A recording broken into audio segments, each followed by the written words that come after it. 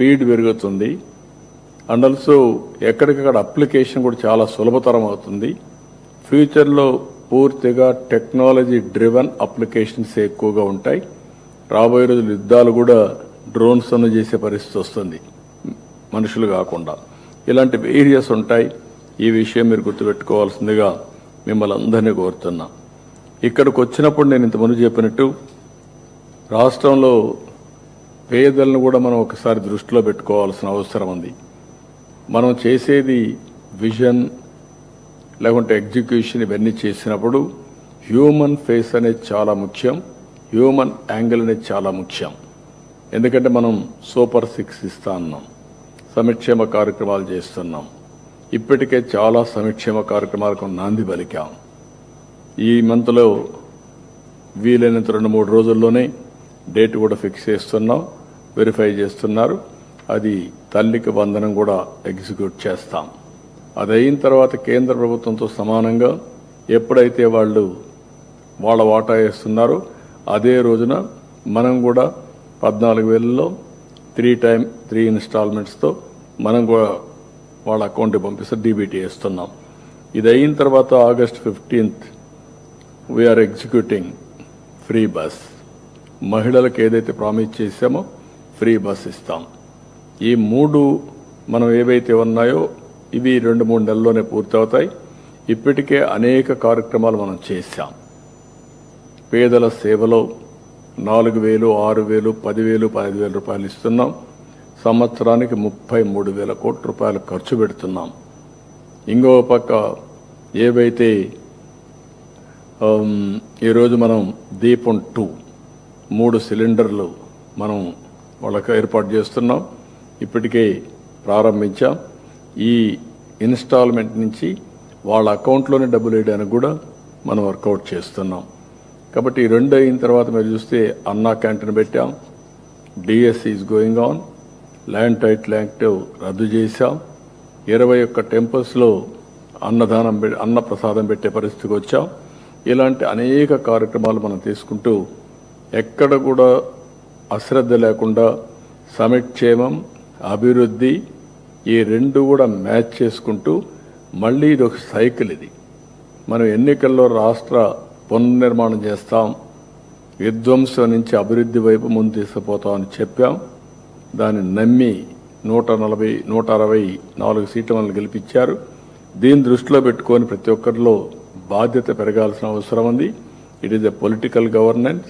ఈ పొలిటికల్ గవర్నెన్స్లో ఇక్కడుండే అధికార యంత్రాంగం మొత్తం మేము ఒకసారి డైరెక్షన్ తీసుకున్నప్పుడు ప్రజల అభీష్టం ప్రకారం కొన్ని నిర్ణయాలు చేసినప్పుడు దీన్ని యాజ్ ఇట్ ఈజ్ అమలు చేసే బాధ్యత మీ అందరిపైన ఉందని చెప్పి కూడా నేను మీకు తెలియజేస్తున్నా. ఇక్కడే మనం కొత్తగా ఒక స్కీమ్ లాంచ్ చేశాం, P4 సంక్షేమ కార్యక్రమాలు మనం ఇస్తున్నాం. కేంద్రం కొన్ని సంక్షేమ కార్యక్రమాలు ఇస్తున్నారు, డీబీటీ ఇస్తున్నారు. ఇవన్నీ కాకుండా పేదరిక నిర్మూలన ఒక time bound programme, zero poverty first phase, second phase P4 public private partnership కింద, పీపుల్ పార్ట్నర్షిప్ కింద ఎక్కడికక్కడ ఒక కార్యక్రమానికి శ్రీకారం చుట్టాం. Public private people's partnership, people as capital, high net worth individual top 10% as to adopt bottom 20%, 1:1 కానీ 1:many కానీ.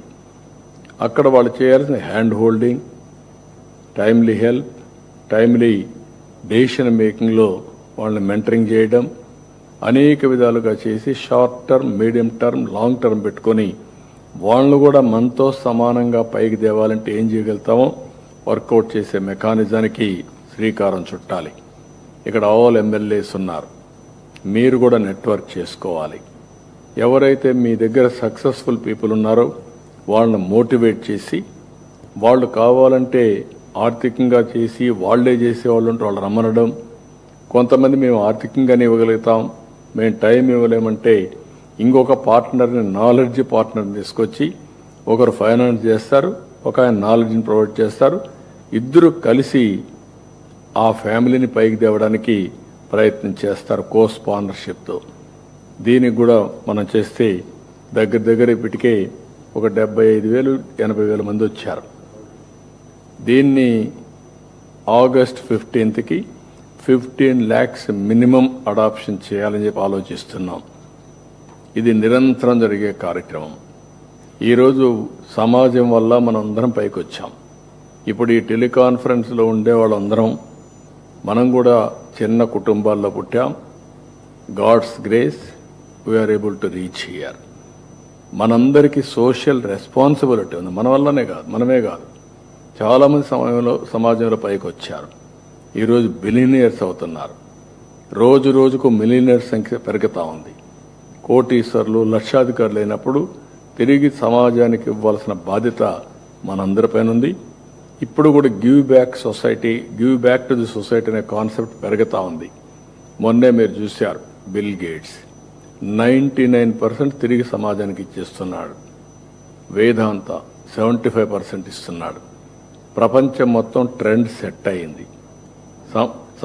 సంపద వచ్చింది, ఆదాయం వచ్చింది, తిరిగి సొసైటీకి ఇవ్వాలన్న ఆలోచన వస్తూ ఉంది. ఈ ఆలోచనలో కూడా మనందరం గుర్తుపెట్టుకోవాల్సింది సెక్టరల్ డెవలప్మెంట్కి వెళ్తున్నారు. ఒక ఆర్ఫనేజ్కో, ఎన్విరాన్మెంట్కో, లేకుంటే ఎడ్యుకేషన్కి, లేకుంటే కమ్యూనిటీ డెవలప్మెంట్కి వెళ్తున్నారు. కానీ మనం కోరేది ఇక్కడ people as capital, investment on people, family empowerment కింద తీసుకోమంటున్నాం. మనం కూడా తయారు చేసినటువంటి ప్రొసీజర్ మీరు చూస్తే ప్రతి ఒక్క ఇండివిజువల్ ఆధార్ అథెంటికేషన్ చేశాం. Family as a unit identify చేశాం. కేంద్రం రాష్ట్రం ఇచ్చే వెల్ఫేర్ అంతా కూడా ఇంటిగ్రేట్ చేస్తున్నాం. అతనుకుండే ఆస్తులు, అవకాశాలు, లేకుంటే ఏం పని చేసిన వ్యవసాయం అయితే ఏంటి, ఉద్యోగం అయితే ఏంటి, వ్యాపారాలు అంటే ఏంటి, అవన్నీ కూడా తీసుకొస్తున్నాం. అలాంటివన్నీ చేసిన తర్వాత